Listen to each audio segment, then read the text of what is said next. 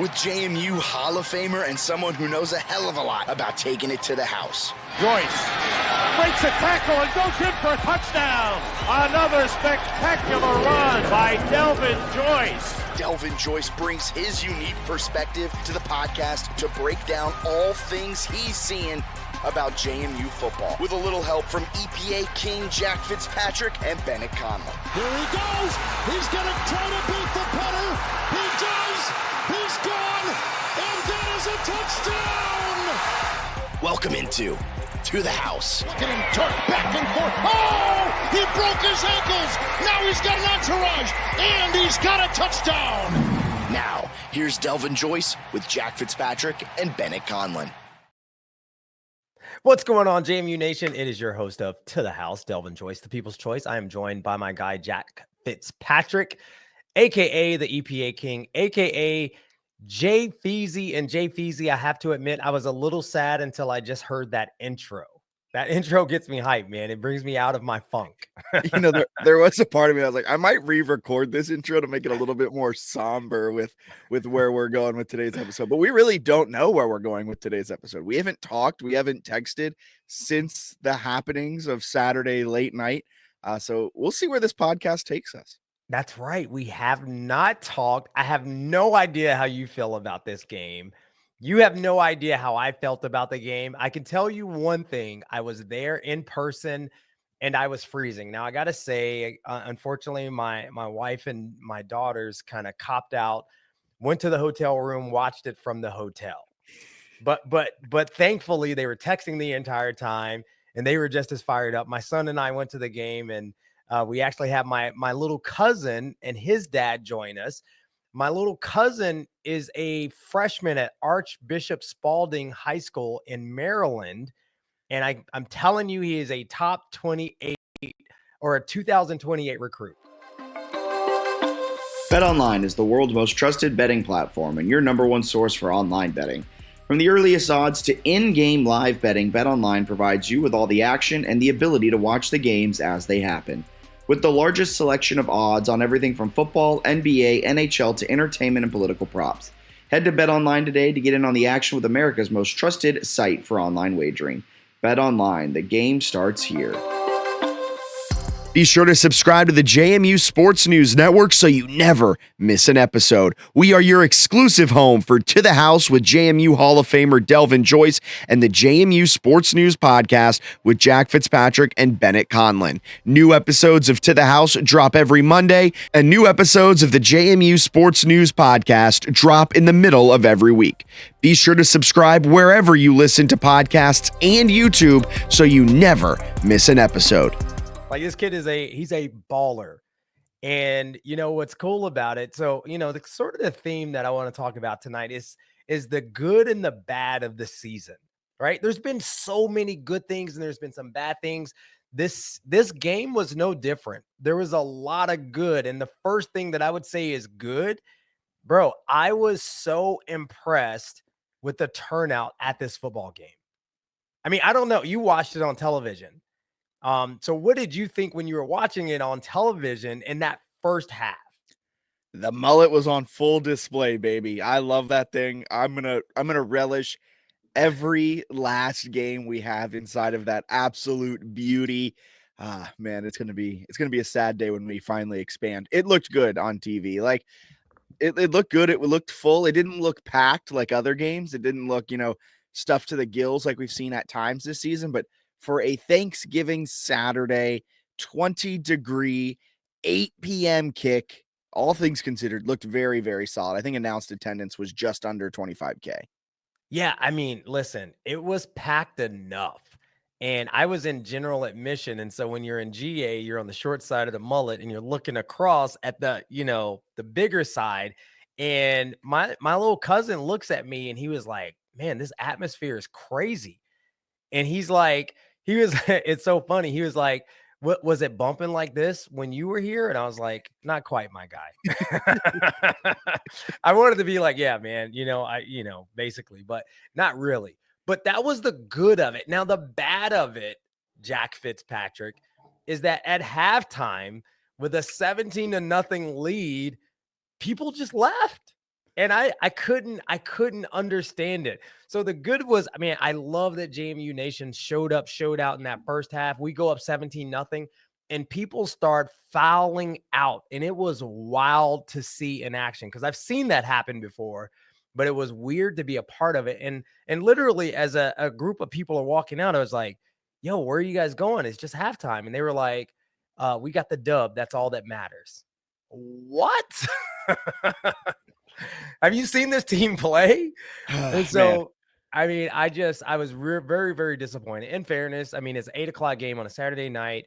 A lot of people could not stay the night. So, we go up 17-0 at halftime. If you're in Northern Virginia, hit the road, you can be home by midnight, right? So I totally get it. And it was freezing. Like I was cold in Boone last week. This game was 10 times colder, man. It was insane. But so, I mean, listen, I think as we think about the season, Jack, I want to talk big picture about the season because one of the themes I think from this season is that we just have to learn to win, right? Like we have to learn how to win. And what you saw in 23 and 22 is we won a lot of those 50-50 games, right? Those games that are close where you need a break here and there. And if the break goes your way, you win the game.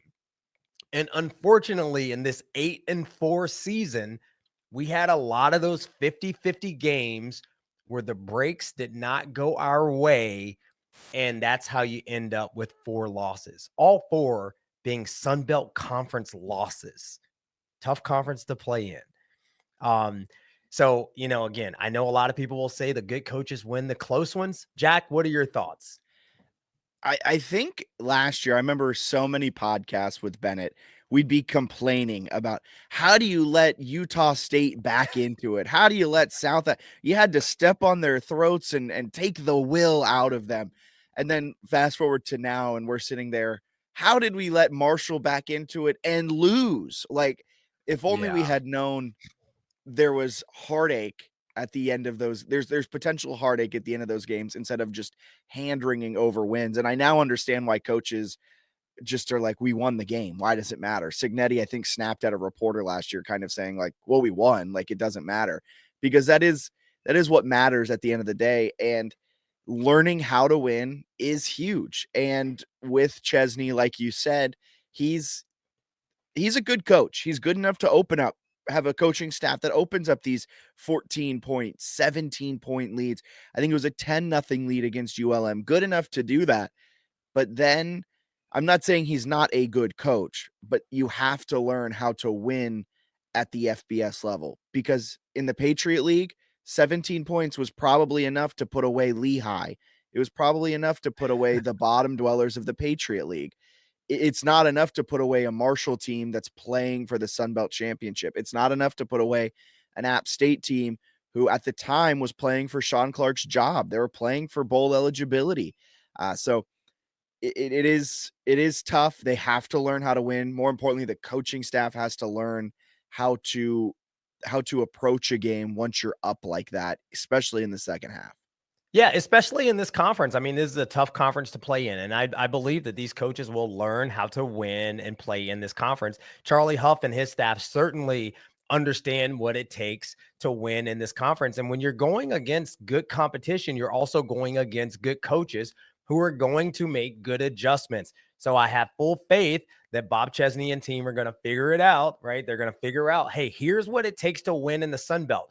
But I will tell you, you just alluded to it. I mean, let's not pretend that the comeback thing did not happen under the Signetti era, right? I mean, if you look at that UVA game last year, we go up 14-0 and we're ready to throw a parade in Charlottesville. And then we blink and all of a sudden UVA is up 35-24. Now, as we all know, the sky opens up. UVA, for whatever reason, plays Purple Rain over the loudspeaker. Raining, I was like, yo, we don't win this game. Now, let's also fast forward. We go out, or rewind. We go out to Utah State. Bro, I don't know if you remember this. We had a lead in the first half. It was 38-14. Do you remember this? Yeah. 38-14. And then all of a sudden they come back. It's 38-38 in quarter 4. And I had an afro before that game, bro. I pulled it all out. That's why I'm bald. Today was the Utah State game, JMU, 38-38. And we got lucky, man. We got lucky and pulled it out and won the game. South Alabama, we're up 31-10 midway through the fourth quarter, 31-10. And then all of a sudden, South Alabama gets 2 quick touchdowns and they get the ball back and they go and fortunately for JMU, we somehow pull that game out. But that 38-10 lead goes to a 1 possession win. So I don't want to, again, I unfortunately I've been reading a lot of comments and looking at social media and all this kind of crazy talk that people are bugging. I'm telling you, we cannot act like this did not happen. And last year's team that went 11-1 in the regular season could have very easily, Jack, could have very easily been a 9-3, 8-4 team. Yeah. Can I push back a little bit on that? Push back. Go for it. But they weren't. Like, they were 11-1. And you said luck. And what's the saying? Luck is when preparation meets opportunity. Hey, I taught you that. I know you did. And I'm just saying, luck is when preparation meets opportunity. And sometimes it felt like, what am I? Sometimes I'm never mind. I was going to make an App State joke. I'll be nice. It felt like at times they would get a sucker punch. And Signetti's teams in 2022, 2023, the only time they really took a sucker punch and didn't have a sucker punch back was in the FCS playoffs against Sam Houston State. Every time that a Signetti squad seemed to get punched in the face, they would punch back twice as hard and find a way to win. I didn't see that a lot.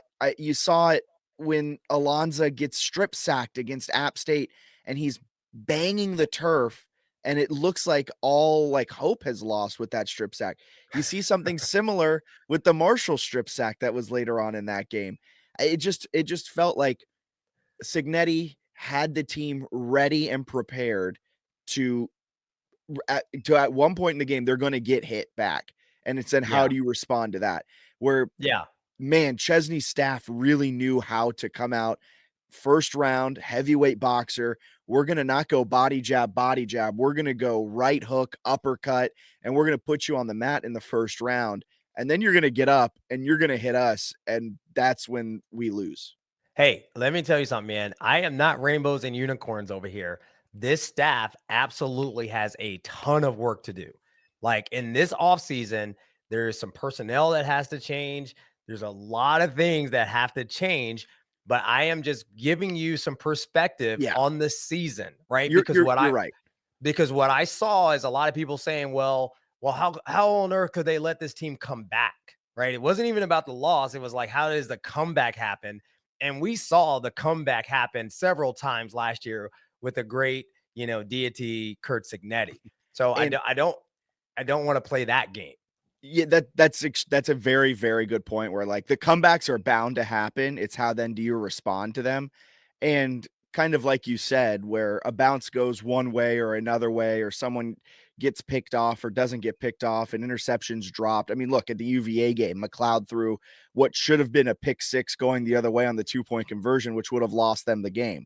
So right there, you say like, that's a drop that could have been a loss. This year with the luck that JMU had, probably would have been a pick six and they would have lost that game. It was just that type of season because you look at all of the advanced stats, the net success rates, everything like that. In 3 of JMU's 4 losses this year, they had a better overall net success rate. So they were doing better things on a down to down type of way of looking at the game than the other team was. It just so happened that a back-breaking pick six, a back-breaking scoop and score goes the other way, and you end up losing by less than a possession. And you're like, well, that right there, you can look at that. That didn't happen last year because the ball didn't bounce that way. The ball just sucked and it bounced the wrong way, but it's a football. It's oblong. It's weird. It's going to take some weird bounces. This year it ended up being 8-4, but man, it felt like they really shouldn't have let a couple of those bounces even happen. Yeah, I mean, listen, there were some heartbreakers in this year. Could have very easily been a 9-3 season. Could have very easily been a 10-2 season. But it's hard to win in college football. And again, just to give you perspective, you look across the landscape of college football week to week, there are teams that are supposed to win and they don't. I mean, there are teams that are very close to winning and they just don't. And so, I am a fan of college football. I watch so much college football. And what I see out of JMU is a team that could be on the precipice of good football. I'm going to talk about that as we talk about the Marshall game. But the good of it is that we did win 8 seasons, and in a season where this team, Jack, if you remember, was absolutely decimated. And I heard you guys on the Sports News podcast talk about, they created so many high expectations through training camp with the press conferences, right? I understand that.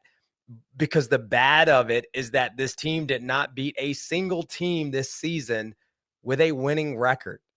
Not one team that we beat actually has a winning record at this point. Now, we got the signature win over UNC. We got the rivalry win over Old Dominion, which most fans don't really care because I don't really care about that rivalry. I care about the App State rivalry, right?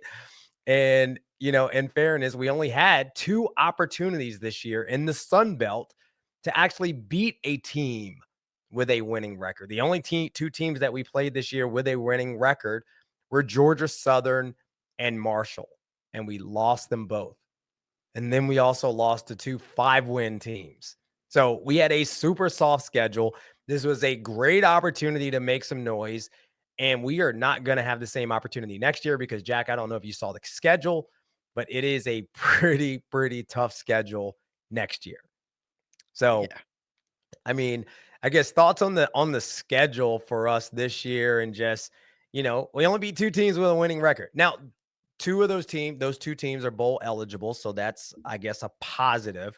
So they could win their bowl games, finish the year as winning teams. So we could say we beat 2 winning teams this year.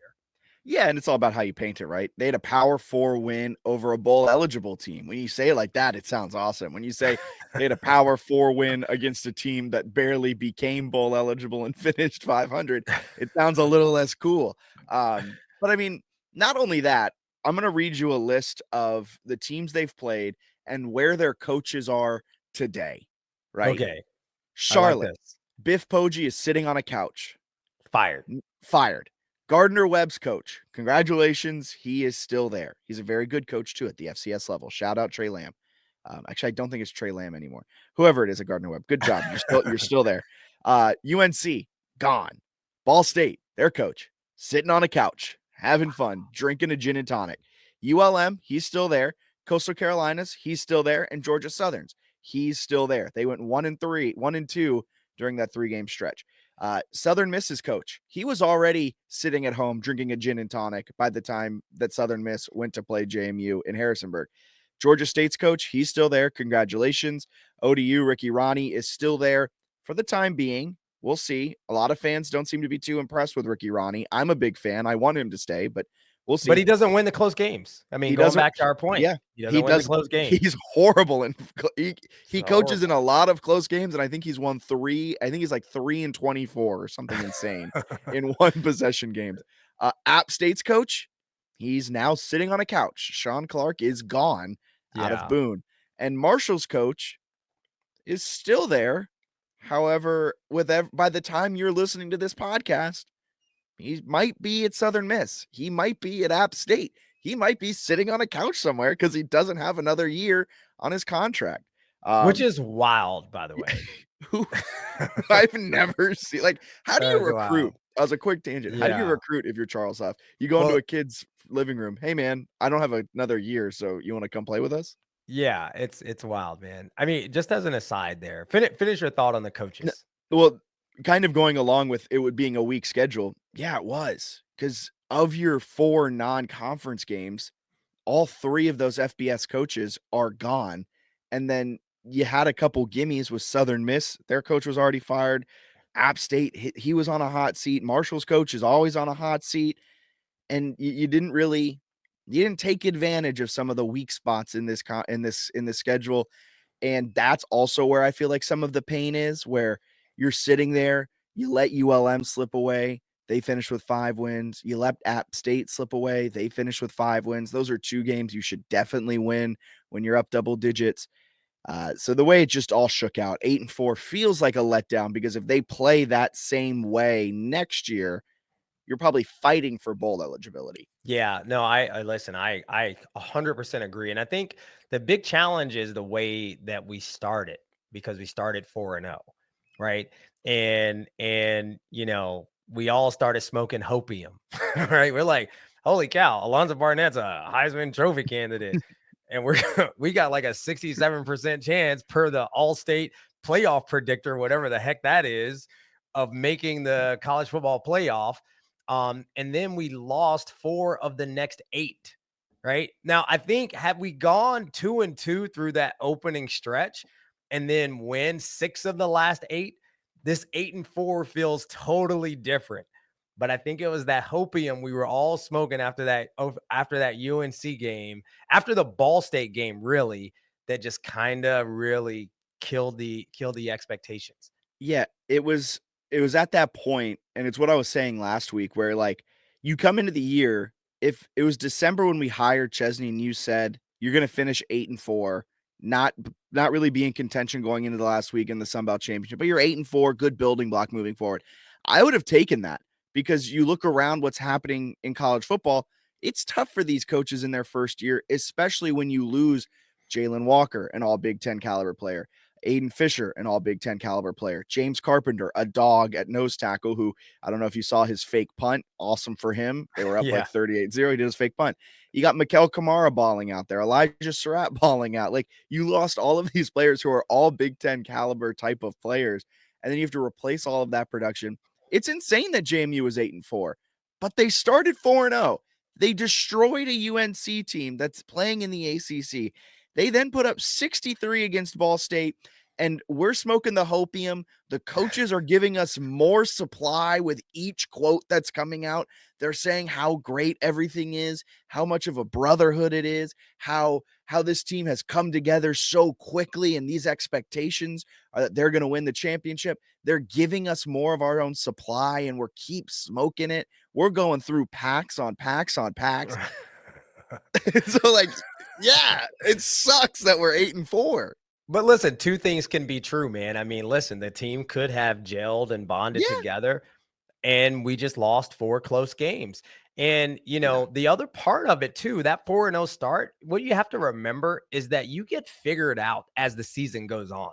Like, you're coming into this season, you got Lyle Hemphill as your defensive coordinator. Teams have no idea what kind of I mean, they understand what defense he's run in the past, but they have no idea what we're going to run at JMU. So listen, you got that advantage. You got the advantage of coming from Holy Cross, and teams have never played you before, and you got a whole new offensive scheme potentially. You got this sort of pocket passer run hybrid quarterback, which you did not have at Holy Cross, because you had Sluka, who ran the ball 86 times a game. And so you had the advantage. But then teams start to game plan and figure you out. And so it was supposed to get harder as the season went on. And so I think that will be the challenge for them next year, because there is no quarter for either unit going into next season. But I do agree with one thing, man. Chesney needs to give us a little more fire. I mean, he's got to give us a little more fire. And I don't mean that he's got to go into a press conference and light up one of his players. Like, I've never, ever believed that you should do that. But, I think about, as I think about Ches, and I love how positive and optimistic he is, but I also need a little more dog, man, right? Because I think about James Franklin's reaction this weekend to the Maryland coach getting upset about him throwing a pass for a touchdown. Did you see this? Yeah. Right. So Penn State's up, and they throw like a 23-yard pass for a touchdown, as time expires to score one last time. So James Franklin goes out, and the coach from Maryland is upset and brings him in for, a nice tight hug to talk a little crap in his ear. And James Franklin in his post game is like, yo, couple of things. Number one, I got my 3s and 4s in, my guy. You still got your starters in. And those 3s and 4s, they have a right to actually play football. Like, I'm not sending my 3s and 4s out to take a knee. Those guys got to get film and they got a right to play football. Number 2, and it's what I said when we scored against Biff Poggi and them, right? Or, I was in my hometown of Martinsville, Virginia. We say Biff Poggi and them, when we scored against Biff Poggi and them, right? You got your players on the field, stop us. And by the way, we're in an era where it actually matters. That point differential and point scored, it actually matters. And James Franklin stepped up to the podium and was like, yo, if you don't like it, stop it. And our coach apologized to Biff Poggi for scoring. And he was like, yeah, I probably shouldn't have done that. Nah, bro, give us the fire. So I agree with that. But I also want him to be himself. We did not hire him to be James Franklin or Signetti. We hired him to be Bob Chesney. And I'm okay with that. I just know that our fans are okay to just demand a little more fire and not always rainbows, unicorns from our head coach. Yeah. Right. Because after a loss, I don't want to hear rainbows and unicorns. Me personally. Yeah. And I'm good. I'm good with it, man. I mean, I'm good with it. I think he does take a lot of things very personal after losses. I think he does probably have to get a little thicker skin sometimes after some of these losses. But bro, I totally get it. Because you know what? When you get your performance appraisal, what everybody, JMU Nation, all my corporate folks, is December. You know what time of year it is, right? It's annual appraisal time.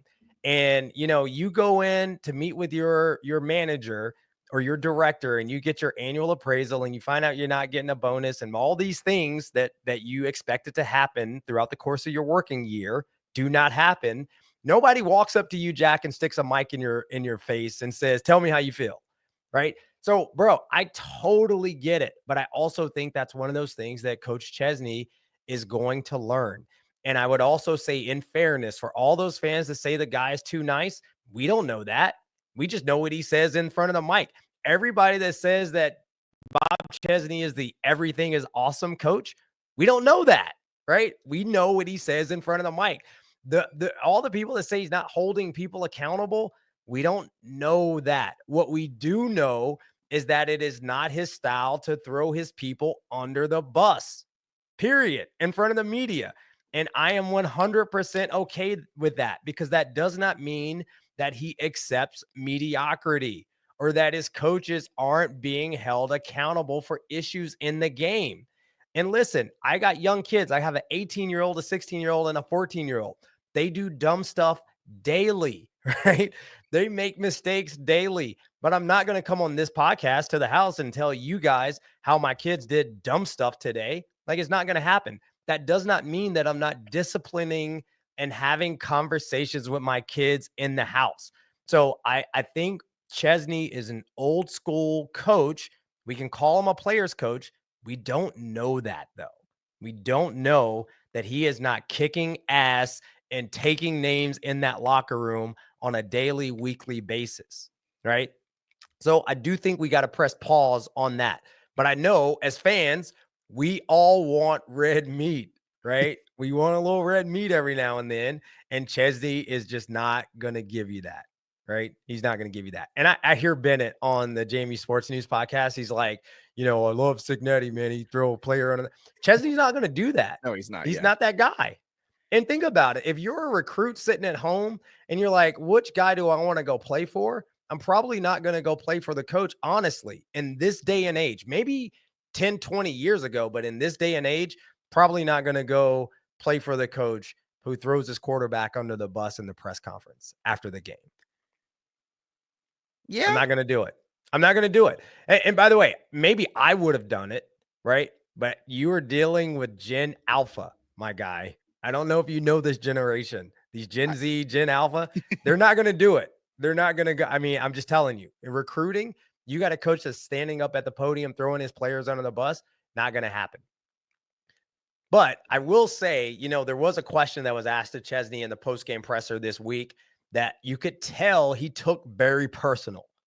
And I don't know if you saw it, but he's like, I can't remember who asked the question. They were like, coach, this is a winning program with a winning tradition. 8-4 isn't what the fans expected. And then Chesney gives this answer that is kind of like, well, I'm looking forward to seeing what the fans do about it. It's basically, I'm paraphrasing, but it was like, I'm looking forward to seeing what the fans do about it.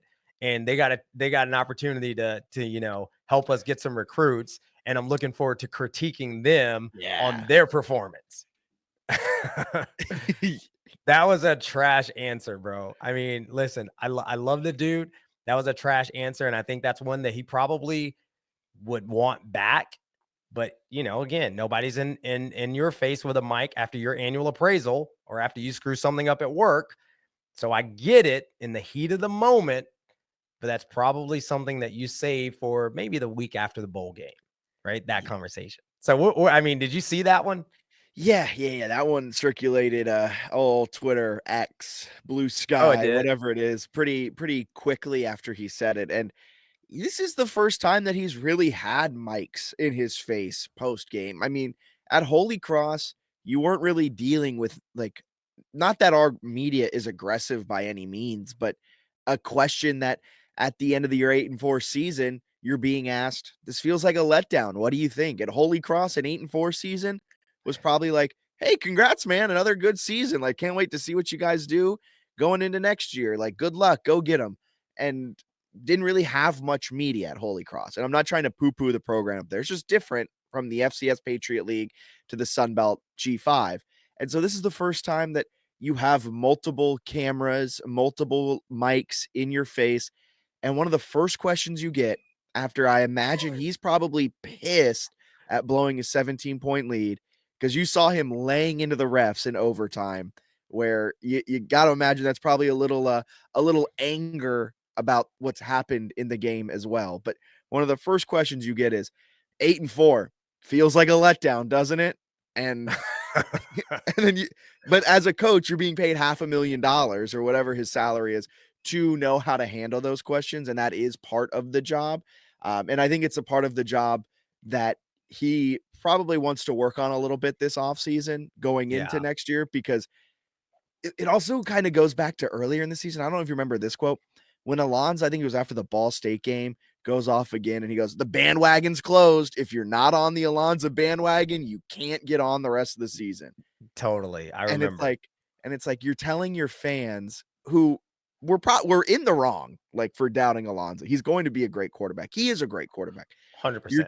You're telling your fans at that point, like, if you didn't believe in our quarterback, too bad. The quarterback of your program, you can't cheer for him because you didn't believe. And it's just like, Chesney, you have to know what went into a lot of the fans not believing. Partially was because they were having flashbacks to a Bucknell game a year ago. And you have a P5 starter who's got a lot of hype over the offseason. Like, that's where this is coming from. Yeah. And this just kind of felt similar, where it was like, they've been critiquing us on the field. I can't wait to critique them with what they're going to do off the field to help us win some recruiting battles. And it's like, bro, like, I think he would want that one back. 100%. I mean, 100%. Like, it was a trash comment. And to your point, like, that's the fire we want, though. Yeah, exactly. That's but we get the fire to the fan base twice, right? Get off the bandwagon. And, it's like, no. That's the fire we wanted for Biff Poggi when he came for you for scoring at the end of the UNC game with 1 minute and 21 seconds left. Like, that's the fire we want, right? So, I mean, again, I think he's going to learn from that. But you know what? The sentiment of what he was saying, he was absolutely right. Like, they recruited these kids. He said we did it by ourselves, right? Which essentially said, we went out and recruited these players with no money. And the Eric O'Neills, the Kyrie Manns, the Cam Rosses, we went out and got these guys. And he's right. And he delivered an 8-4 season. And I'm telling you, the UNC group, that podcast, I can't remember what it was. I was listening to it as I was preparing for the Chapel Hill game, but they were like, man, Cignetti put this team together with duct tape and barbed wire. And they are right. He put the team together with duct tape and barbed wire. And that's why I said, I want to say this is a good and bad episode, because the good in JMU Nation, you may not want to hear, but 8-4, because there is another team in this conference that also lost their high profile coach, John Summerall, right down in Troy. They also had a mass exodus of a lot of players out of the transfer portal. They brought in 60 new players, and that team won, 3 games this season? And so now we are not Troy. We are JMU Nation. We still go out and win 8 games, had a chance to win 10. I would say 11 games this season.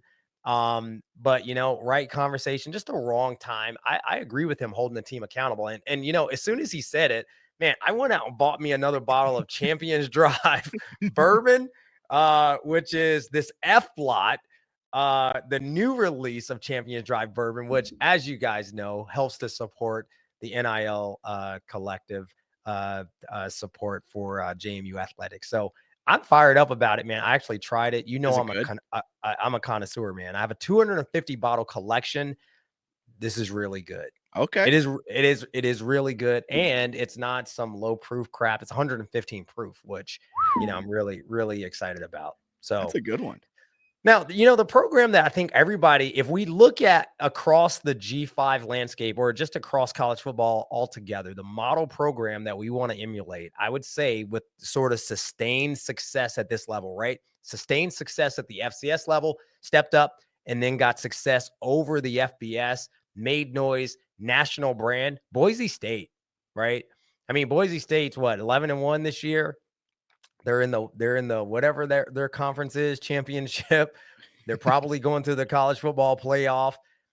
But let me remind you what their last 3 seasons were, right? 2021, they went 7-5. 2022, they went 10-4. 2023, they went 8-6. So there are ebbs and flows. That does not mean that next year we can't get recruiting, get the coaches indoctrinated more into what it takes to win in this conference and go out and ball. And by the way, I'm going to say this, man, the Cignetti and Indiana comparisons are not fair. It's not fair, bro. Cignetti rated the team. He took 13 players with him, right? and I'm going to tell you right now, do we have any doubt that if Bob Chesney inherits this team with those 13 players, that we're not an undefeated team right now? I think those 13 players make that big a difference on this team right now. They're probably a 1-loss team, but I see your point. No. They're an undefeated team, and they are contending with Boise State for that last college football playoff spot. There's no question in my mind. They're contending for the college football playoff spot without a doubt, 100%. Yeah. So anyway, I just, again, there's some people. I can't even believe I'm about to say this, but that. I'm reading social media and, my thoughts on social media is it's a place that gives idiots a platform, but there's so many people out there like, oh man, Chesney's got to go, Chesney, blah, blah, blah. And I'm like, yo, y'all are bugging. What are you talking about?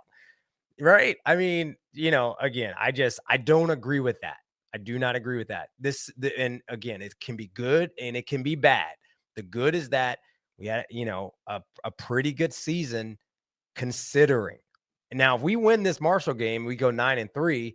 We have a whole different perspective. I think on this season. So this game cost them a lot in terms of, the perception of what was accomplished this year. And that's a sad reality.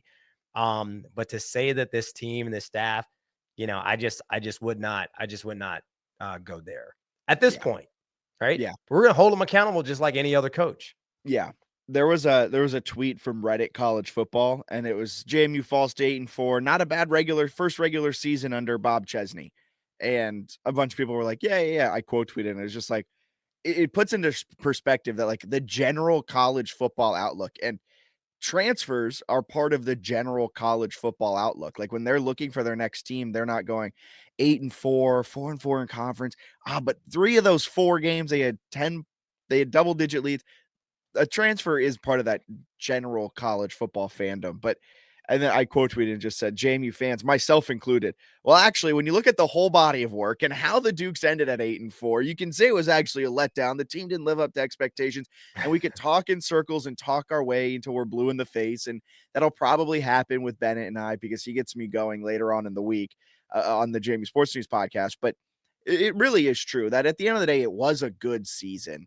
Yeah, we can get into the minutia of what happened in each second of each game and talk about how they didn't live up to the expectations or didn't live up to what we necessarily had expected. But like you said, what happened in Troy didn't happen in JMU. They've set a great building block for the next year of the Chesney era. They have a lot to figure out.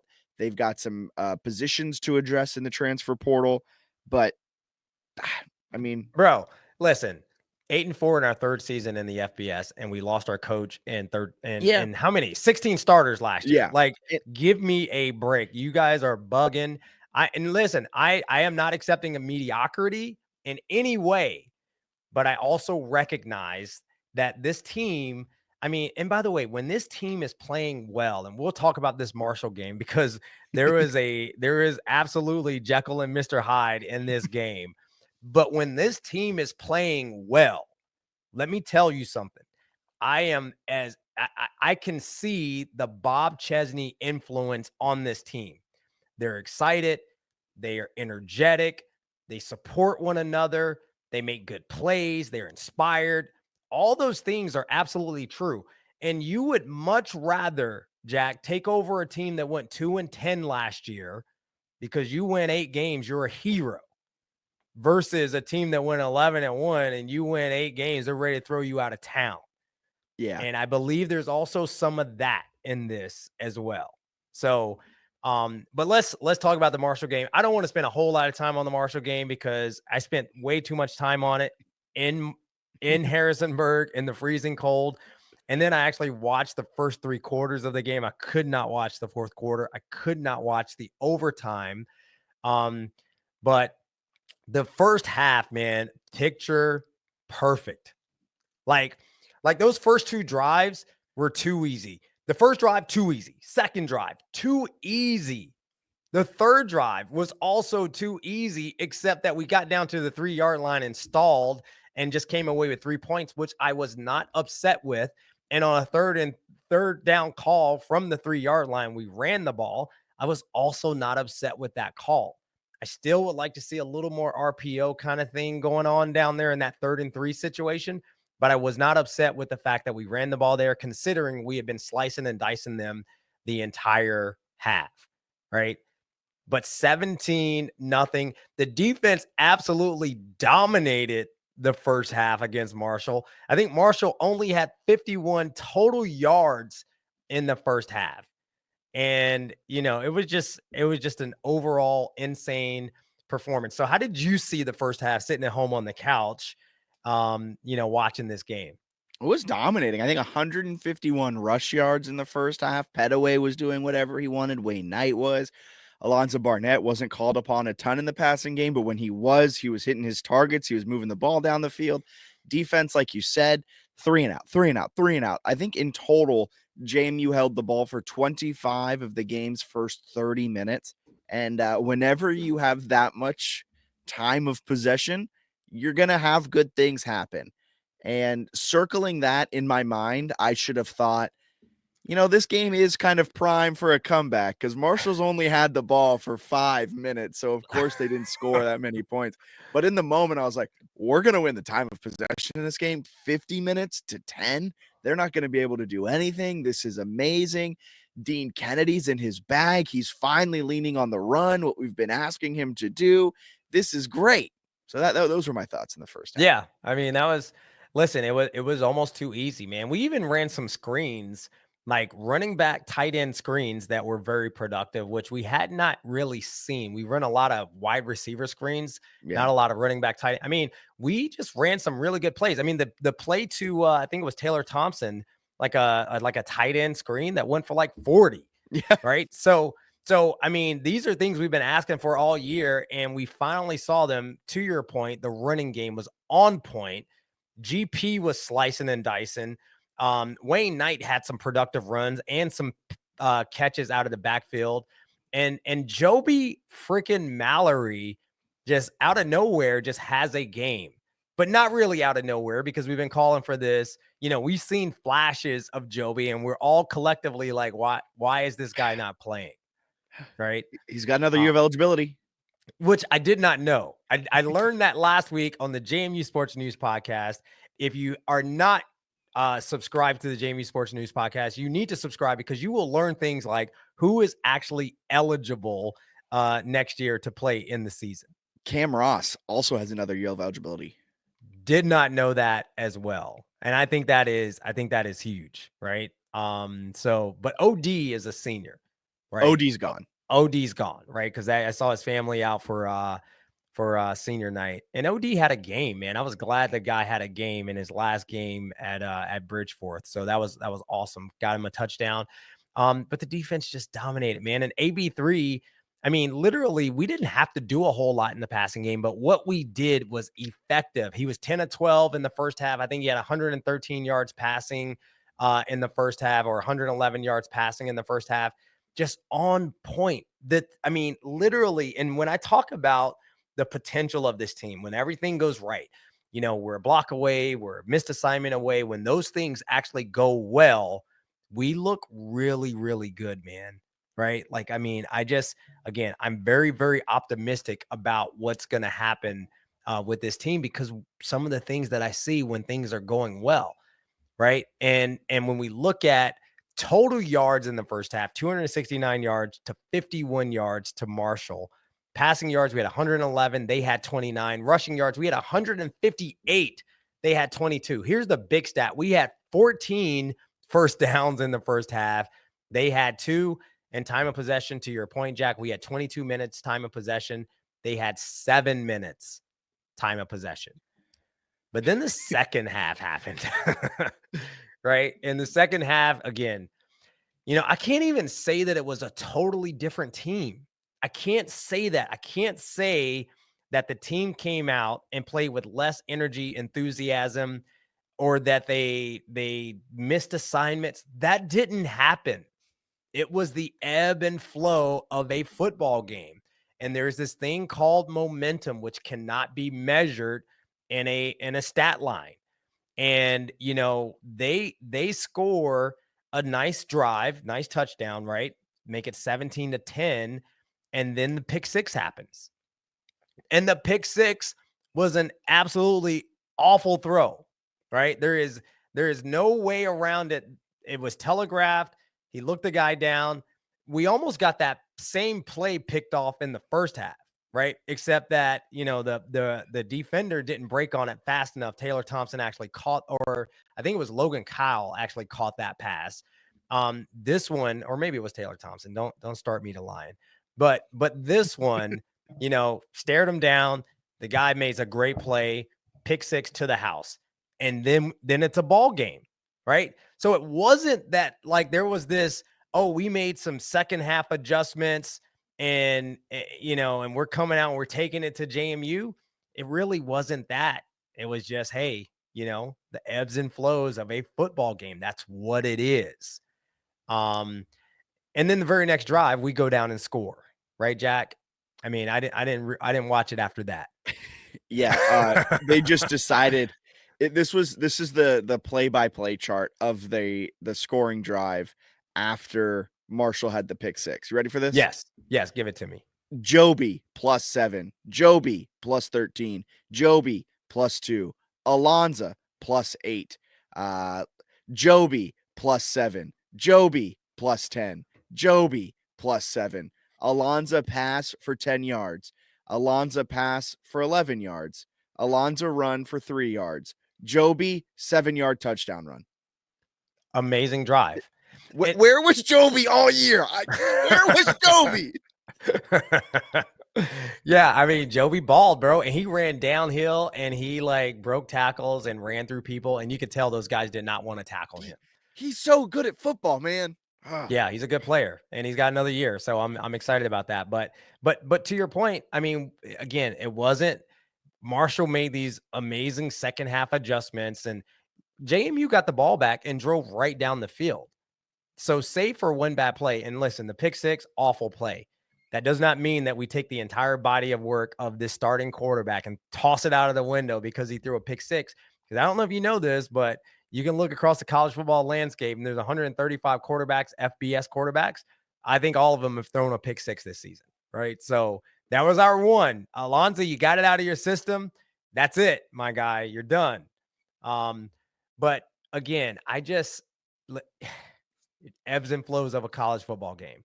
Where I really, sitting in that stadium where my blood boiled and I just could not take it anymore was the fake field goal. like the fake field goal, because we're up right at that point 24-17. We've retaken the lead, couple of back and forths. And again, I did not watch it. I did not rewatch it. And then they line up to kick a field goal with 5 minutes left in the game. I think it was like 5 minutes left in the game. Yeah. And I'm looking at my cousin. I'm like, a field goal gives them nothing here. And we've proven that we can run the ball on them and possess the football and control the ball. They kick a field goal here, they may not get the ball back. So they're not kicking a field goal. And so the question is, why is our defense not still on the field? Or why are we at worst, why are we not in safe, right? Why is our safety unit not on the field on this field goal? Because they hit us with the dumb high school fake field goal. Like toss it to snap the ball to the holder and toss it to the kicker fake field goal. And they pick up how many yards on that play? They picked up on 4th and 9. It was like 9 yards. They picked up 9 yards. And that was with about 7 minutes left in the game. Yeah. And they almost scored. I mean, dude almost scored on that play. And I'm like, how could we be so out of position that a kicker picks up all right, listen, 4th and 3 and you fake it and you pick up 3-4 yards. I got you. 4th and 9. I mean, that is inexcusable. And I cannot sugarcoat this. Our special teams this season has been an absolute liability. Our punt protection was awful all season. We got 3 punts blocked. We got 2 of them scooped and scored on us. Our punt protection in this game, if you watch it, was awful all game. I would have thought we would have gotten another punt block during this game. And then to give up the most pivotal play of the entire game, because I think this was bigger than the pick six. The pick six, we shook it off. We went down and scored, tied the game up. But this one was an absolute backbreaker. Did not have to happen. Put your safety unit back on the field, man. Put your defense on the field. I don't know who makes that call, but that was inexcusable. Yeah. And that was inexcusable. Marshall's literally playing with house money. And I know JMU's in the spoiler role, but at that point, Marshall's down. You know, everyone on that sideline knows that Southern is up on App, or at that point, they may have even beaten App. And so Marshall knows if we lose this game, we're not in the championship game. So just as much as JMU's playing that spoiler, playing with house money role, Marshall was in the same spot. You have to know that as a coaching staff and know that this isn't going to be a run-of-the-mill field goal. This is going to be something weird. And heck, if it's a run-of-the-mill field goal and you played safe and you didn't try and block it, all right, that field goal doesn't win them the game. So and I'm you get the ball back. great with that. We get the ball back. Let's go score again. Yeah. Listen, man, I am not one to Monday morning quarterback. I'm not one to really, come down on coaches for decisions and games, because I've said this 100 times. They have way more information on the field than I have in the stands. But that one was pretty obvious, right? My 14-year-old cousin's like, they're about to fake this, right? I mean, he plays high school football, and they hit us with a dumb high school play, right? I mean, he's seen that play 100 times. And in fairness, there were 2 penalties on the play. Yeah. Right. The play clock expired. They did not get that play off. I mean, literally, I'm screaming, which is why I have no voice now. I'm screaming for the stands, delay a game. They did not get the play off. And then Torres Jones gets held. He's probably in position to make the play, but in that situation, we should not have to rely on one guy being in position to make the play. We should have had our defense on the field, and they would have called the fake off, because they had 2 plays called there. They're saying, hey, if they line up to block this, then you run this fake. But if they line up in safe, then let's just kick it and take the 3 points. And of course, we took the bait. We line up and they fake it. And they got away with holding our guy. And that's one of those things that we talked about, these close games. Sometimes you get the breaks, sometimes you don't. We did not get the benefit of a call on that play. We didn't get the break. Yeah. I forgot that they also had delay of game. I forgot that it was a delay of game might be the one of the stupidest rules in all of football, because when the clock hits 0 to end a quarter, it hits 0, it's over. The second it hits, or the millisecond it hits 0, the play is stopped. Everything's dead. With delay of game, it's like, okay, the clock has to hit 0. Then the referee has to notice that it hit 0. Then they have to look at the ball to see if it's snapped. If it's not snapped, then they'll throw the flag. But if the snap gets off just before they throw the flag, then they might not throw the flag. But the clock has hit 0 now for 2 seconds. And it's like, why can't we just have the same system we have it for end of quarters? Why is delay of game, which is something we all can see, a subjective call? But that's besides the point. Yeah, I hate it. I hate it. But it was obvious in the stands that it was that the clock hit 0. But and then somehow magically, they got a chance to win the game. And I still don't know what happened with the snap. I don't know what happened with the hold, but he kicked it into the ground and we go into overtime.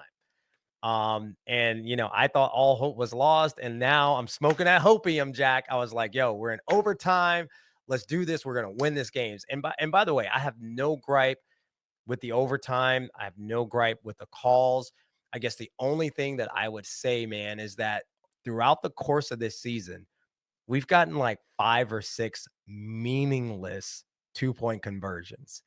And there were 2 times in this season where we absolutely had to have 2, and we had nothing dialed up to get our 2-point conversions, right? At ULM, we absolutely had to have 2. Tyler Purdy, 1-yard run. In this game, we absolutely had to get 2. Sack for Alonzo Barnett. Now, where is our gotta have it 2-point conversion play? I'm talking about that play on Madden where it's going to get you 4 yards every time, no matter what. The defense can't stop it. Like, we should have 5 or 6 of these on speed dial. And maybe we do. And maybe those were just poorly executed plays, but it did not look like it. And Marshall, they had their 2-point conversion play and they executed it to perfection and they win the game. And it's as simple as that, right? Yeah, it is. It's as simple as that. Tough L. I hate college football overtime, though. I hate the format. Do you prefer NFL where it can end in a tie? I prefer the newer version of NFL overtime. Okay. Where each team gets to possess the ball. Right? Yeah. Like I am more okay with that. But to just hand the ball to a team and put it on the 25, I don't believe in that. I think that's whack. I think if this were an NFL format overtime game, I think we win the game. But in this format, you're going to have some bad teams that can kick field goals and win the game. I just don't like it. I'm fine with either one. I just don't like NFL games ending in ties, and I like that college it's impossible to end in a tie. I'm fine with both of them.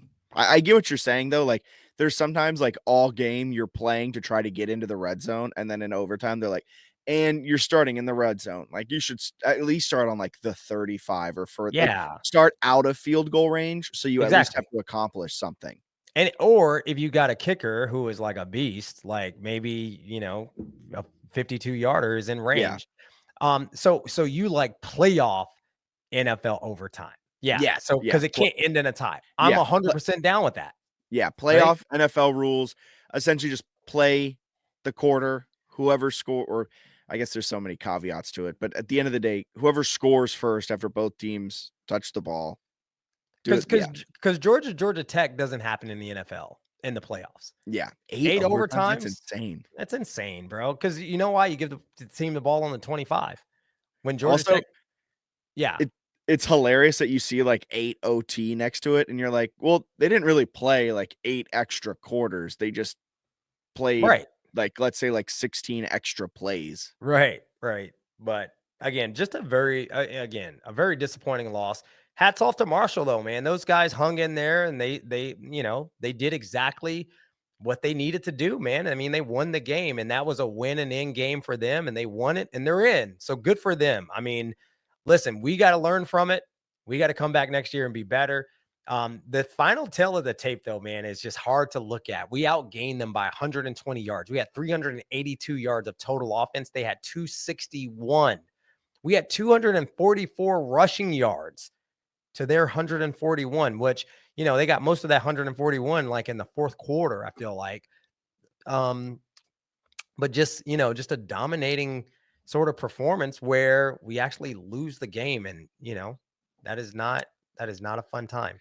All right, Jack, you know what time it is. It's time for What You Talking About, Willis. What you talking about? What you talking about? What you talking about? What you talking about, Willis?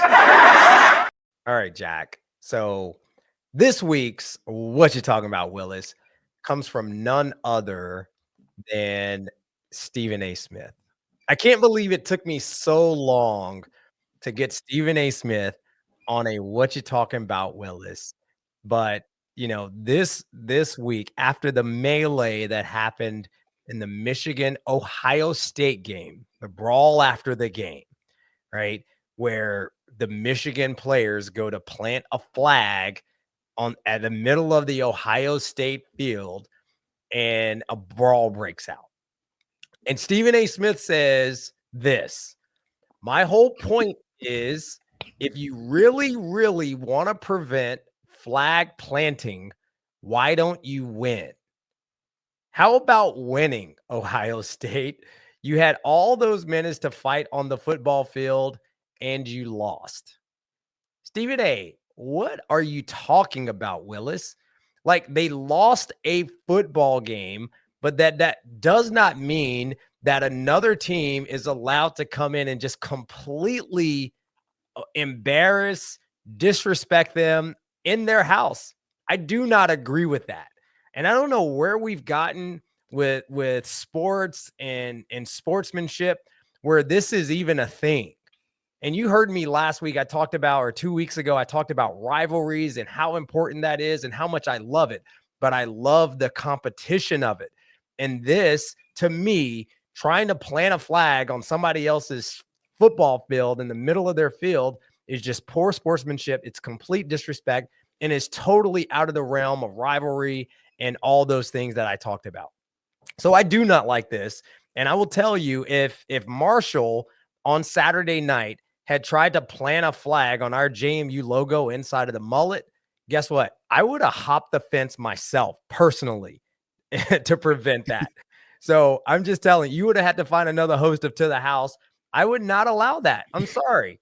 So I can't believe that this guy is like, oh, that's part of the game. It's not part of the game. It's completely out of bounds. How do you feel about flag planting? I think it's kind of stupid. Like, I see where Stephen A's coming from, where it's like you had the chance to not let that happen by like winning the football game. And at the same time, though, your point of like you're going into their house essentially, and then you're playing a football game, you don't then have to then disrespect their house essentially. So I get it. My main thing is just like, it's a rivalry. There's going to be heated things. I think people were making a really big deal, a huge deal out of this brawl. I think there was a lot going on around it. I don't think the pepper spray needed to come out. I don't think any of that needed to happen. Like that, I think that just made it a little bit more insane. But at the end of the day, like, it's football. Let's not make this like into an all-out brawl. Unless your teammate like Trevor Lawrence has his head try to be taken off, then you can start an all-out brawl. I'm all for that. No. Listen, bro, you try to plant a flag on my home field, and No, that's not what I'm saying. I'm saying, yeah, we just got to not have that. Like, if that's okay, if that's something that's going to start a brawl, like, we need to figure out a way to not have that. Like, yeah, I'm all for the funness after games. I'm for, maybe we get a trophy involved in these rivalry games more, where you can take the trophy and celebrate with a trophy or something. Yeah. Something like that. Storm the field when you do it at home. When you win the game at home, you storm the field. Bro, you're not just weird. You're not planting a flag on my home field. I'm sorry. It's not going to happen. I remember T.O., when he tried to, when he was with the 49ers, he put the ball down on the star and he got worked for that. He should have gotten worked. Like, you don't do that, man. I'm sorry. And I think Stephen A's take would be a valid take if the brawl had happened in the normal course of after game activity, because that does happen, right? The teams are meeting up at the middle of the field at the end of the game and they're trying to shake hands and something breaks out.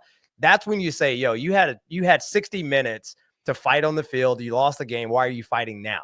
But when someone comes into your house and tries to completely disrespect you by planting a flag at midfield in your stadium, I'm sorry, dude, that is worth a brawl. And that's going to happen every single time that happens. And I'm just saying, if you are a coach of one of these programs and your players want to do it, just tell them not to do it. And by the way, the person that I trust the most in life is my wife, and she knows nothing about Michigan, Ohio State. I explained what this thing that happened on Saturday, because she was like, what's the big deal? And I explained it to her. And you know what my wife said? Why would they do that? Just take your win and leave, right? Just take your win and leave. Now all everybody's talking about is this freaking brawl. Yeah. Right? They're not even talking about the win. So nice job. All right, Jack, I'm going to get off my soapbox, man. Hop on another soapbox and let's take it to the house. Now, Jack, I've heard it said that when it's the hardest, it matters most.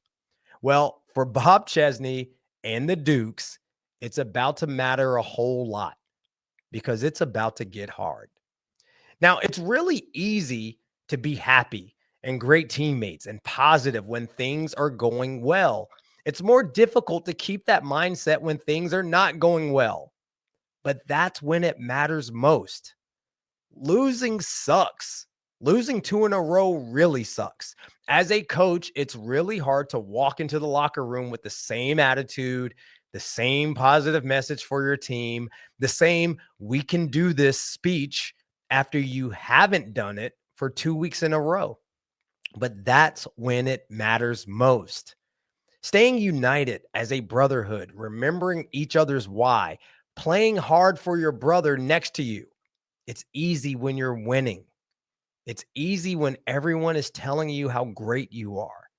It's harder when there are people saying you suck. But that's when it matters the most. Change is inevitable, but growth is optional. And man cannot remake himself without suffering, for he is both the marble and the sculptor. The same can be said for head football coaches. The same can be said for football teams. The same can certainly be said for you and me, JMU Nation. This team will endure an enormous amount of change in this offseason, and it will be hard. Players will unfortunately watch as their teammates enter the transfer portal, maybe some before the bowl game, and that will be hard. The roster this offseason will have to be trimmed down to 105 players. So many teammates that they've gotten to know and love will have to leave the program, and that will be hard.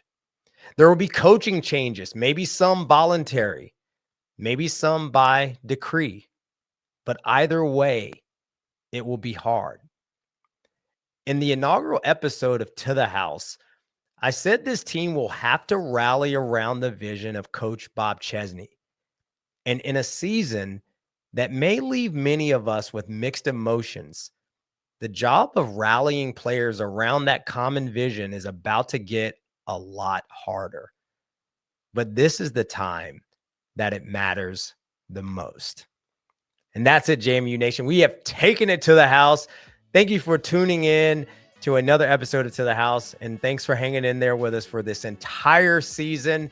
Jack, I don't know what our schedule is going into bowl week. We'll kind of figure that out, and you guys can talk about it on JMU Sports News. But tell the people how they can like, find, follow, subscribe, and all that good stuff. Just so you don't miss an episode of To the House, you can subscribe wherever you listen to the podcast, Spotify, Apple Podcasts, or wherever you find good podcasts. You can also subscribe on YouTube to never miss a video podcast if that's more of your speed. You can follow along at To the House at JMU To the House on Instagram and Twitter. And that's right, Delvin. Not entirely sure what the schedule holds for us moving forward. I think we'll figure that out once bowl locations are decided for the season finale. Maybe 2 more, maybe 1 more. We'll see where it all goes here for season 1 of To the House. Yeah, man. I'm going to be so sad, though, when the season ends and we don't get to do this every week. But for now, JMU Nation, thank you for hanging in with me.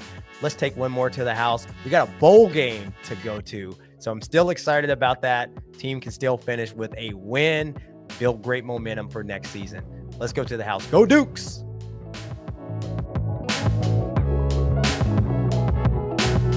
To the House is part of the JMU Sports News Network.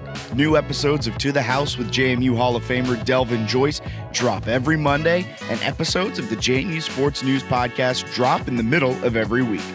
Subscribe to the JMU Sports News Network wherever you find your podcast and never miss an episode. You can watch every episode of To the House on the JMU Sports News YouTube. Stay updated on social at JMU Sports News and at JMU To the House, and at our website, jmusportsnews.com.